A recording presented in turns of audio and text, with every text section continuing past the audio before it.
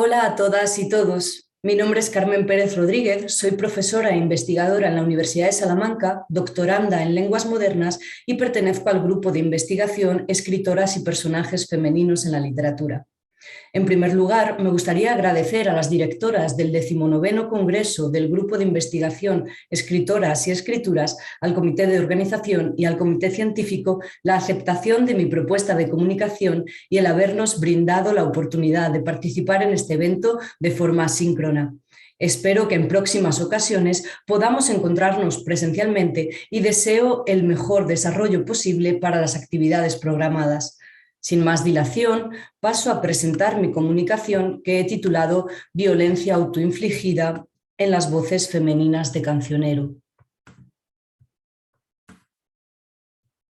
El discurso en contra de las características físicas, psíquicas y morales que se asignan convencionalmente a lo femenino ha sido tan poderoso que todavía en nuestro tiempo numerosas mujeres desconfían del prestigio y la congruencia de su propia experiencia y opinión, llegando incluso a infligir violencia psicológica y física sobre su propio ser. La cultura imperante, por medio de las autoridades civiles y religiosas, ha velado por mantener una prédica misógina que culpabiliza y favorece un clima de desconfianza hacia las mujeres.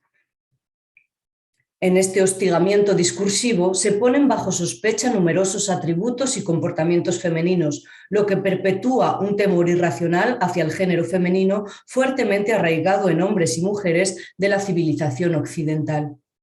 En esta ocasión nos proponemos analizar el discurso misógino puesto en boca de los personajes femeninos de Cancionero y la violencia autolítica que impregna las voces de las mujeres en la poesía oral francesa e hispánica a partir del siglo XV, siglo en el que se intensifica la querella de las mujeres y aparecen los primeros cancioneros hispánicos.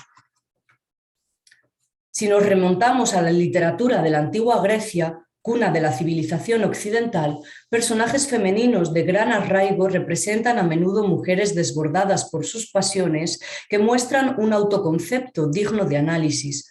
En un soliloquio de la obra de Eurípides, Medea clama venganza contra el marido desleal, al que llama poseedor de la ciencia, mientras que a las mujeres, hechas de la naturaleza, las considera incapaces de practicar el bien y las más hábiles urdidoras del mal. La existencia de mujeres malévolas o maléficas muy presentes en la ficción fue fundamentalmente transmitida por los autores clásicos y por los padres de la Iglesia. En la época medieval se refuerza la imagen de lo femenino como encarnación del mal a través de la simbología animal.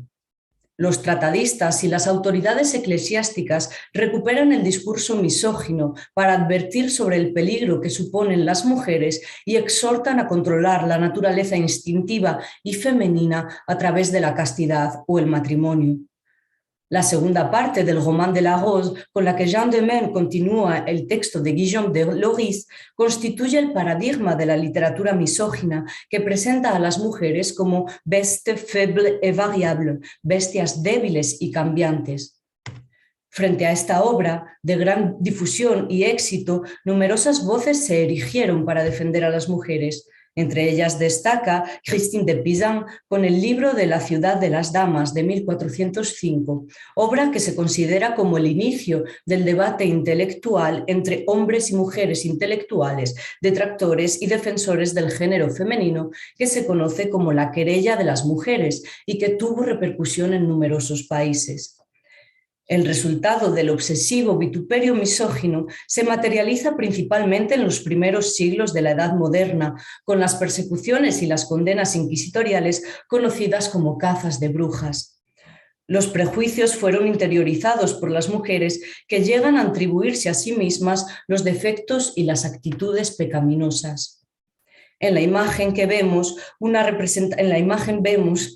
representación de los vicios y virtudes elaborada por Giotto, en la que aparecen figuras femeninas alegóricas con gran dramatismo y expresividad.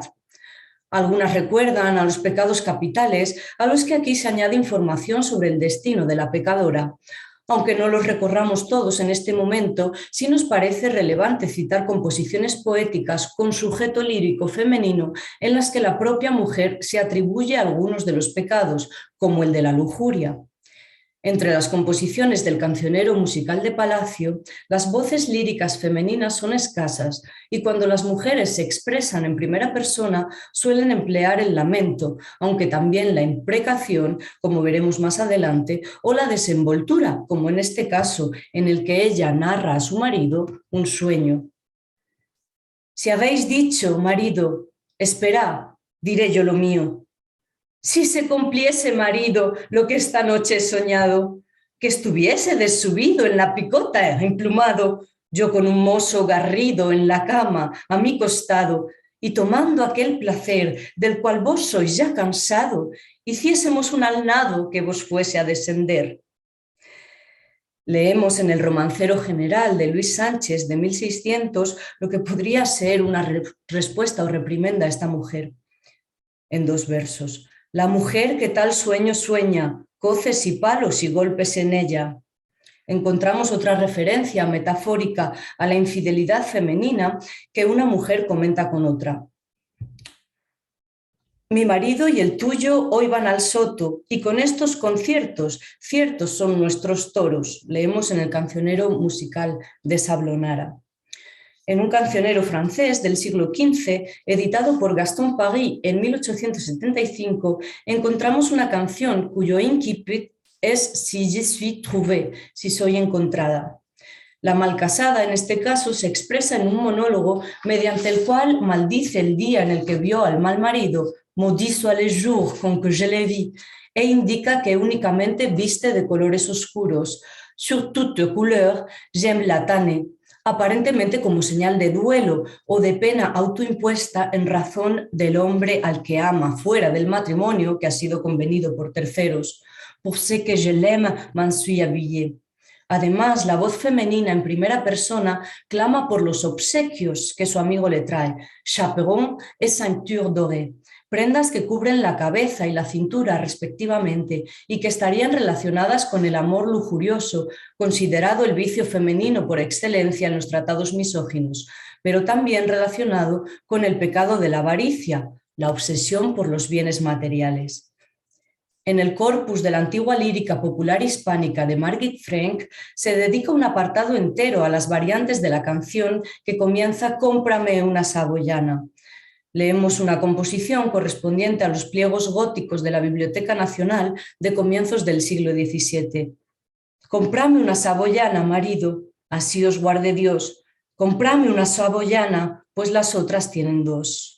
Leemos también en el cancionero de Pedro de Rojas de 1582, «Marido, dadme una saya. No quiero, que te me irás, que ahora vendrá el verano, que en faldetas te andarás». En el manuscrito que Gaston Paris edita a finales del siglo XIX aparece una canción del siglo XV en la que el sujeto lírico femenino se expresa de forma contundente sobre la despedida del amante. C'est simplement donner congé à un ancien ami quand on l'a. À tout le moins, Dieu dit va, pourvoyez-vous, car j'ai changé. Vamos, que lo manda a paseo y se dirige al hombre de forma directa, con el apelativo garçon, que, como dice el filólogo francés a propósito de otra canción, era despreciativo en la época. Garçon, tu es bien abusé de toi venir à moi jouer. Tu n'y fais rien que babiller. Ailleurs te convient prochasser. Según las anotaciones de Gaston Paris, prochasser significa pourvoir, proporcionar, en referencia a ese dinero que la mujer reclama al hombre. Este tipo de mensaje en boca de una mujer no es común en el cancionero y su repercusión en la literatura posterior podría deberse precisamente a esa excentricidad. Otro de los pecados es la ira, que relacionamos con la muerte y con los ojos que matan. Transmisores del amor y el deseo, los ojos aparecen en numerosas tonadas y mediante ellos las mujeres enamoran, hechizan y matan a los hombres. De hecho, en la obra El villancico de Antonio Sánchez Romeralo se identifican los ojos como, cito, el rasgo femenino más cantado, fin de la cita. Es decir, una de las grandes obsesiones bien arraigada también en el discurso de las mujeres, pues encontramos personajes femeninos que cantan en primera persona.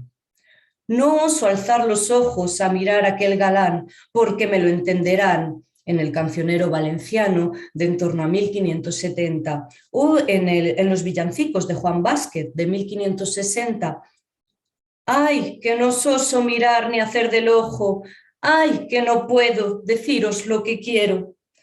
¿Por qué no se atreven a mirar a su amado? Si volvemos la vista a la mitología griega, nos encontraremos con la mirada petrificadora y mortal de la medusa y con los ojos destructivos del basilisco, rey de las serpientes que aparecerá luego en los bestiarios medievales. Como nos explica el filólogo y etnólogo Juan Francisco Blanco, la mala mirada causante de un letal padecimiento se solía atribuir a las supuestas brujas. En el siglo XV, Enrique de Villena publica el primer tratado en castellano sobre el temido ahojamiento y en el diccionario de Covarrubias de comienzos del siglo XVII aparece que el mal de ojo es causado por ojos que miran con ira o con envidia.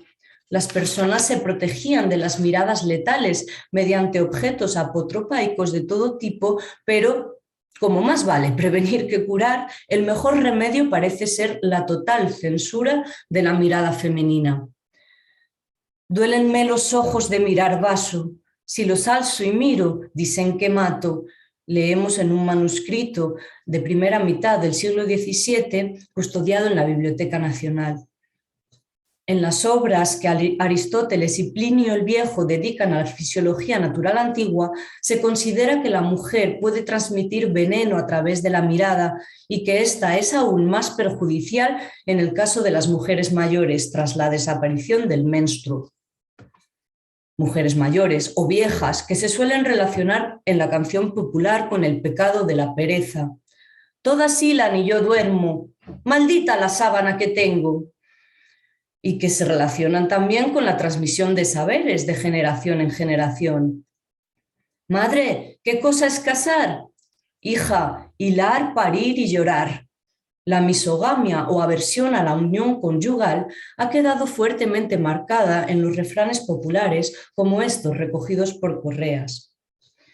Para Michel Zin, la introducción de la voz femenina transmite sobre todo una visión tradicional en la que la supuesta mujer aparece sometida al deseo, a sus propias pasiones, sin capacidad de lograr una conducta virtuosa a causa de tener una inteligencia y una voluntad demasiado frágiles. Por ejemplo, en el cancionero Voix de Ville de Jean Sardavoine, publicado en 1575, encontramos una canción en la que el sujeto lírico se expresa en un monólogo que se ve interrumpido cada 2 versos por una voz masculina que le dice cuánto la ama a modo de cantinela, Godinet, je vous aime tant. La hija única confiesa en primera persona la relación sexual mantenida con su amigo Pierre, que le ha hecho un hijo, motivo por el que su padre le pega y ella le pide que lo haga más suave, argumentando que su madre también cometió una falta, es decir, que mantuvo una relación sexual con él de la que nacería la hija. Por lo que nos dice al final, parece que la herencia de la incontinencia sexual le obliga a soportar un sentimiento de vergüenza delante de la gente. Tras el siguiente estribillo del cancionero musical de Palacio, en el que la mujer maldice a quien le forzó llevar las cadenas de matrimonio, de ser mal casada no lo niego yo, cativo se ve a quien me cativó, se desarrolla una glosa en la que la voz lírica femenina muestra una gran aflicción y el deseo de morir.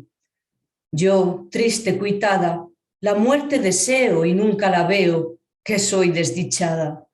Tan triste casada ya nunca se vio, cativo se ve a quien me cativó.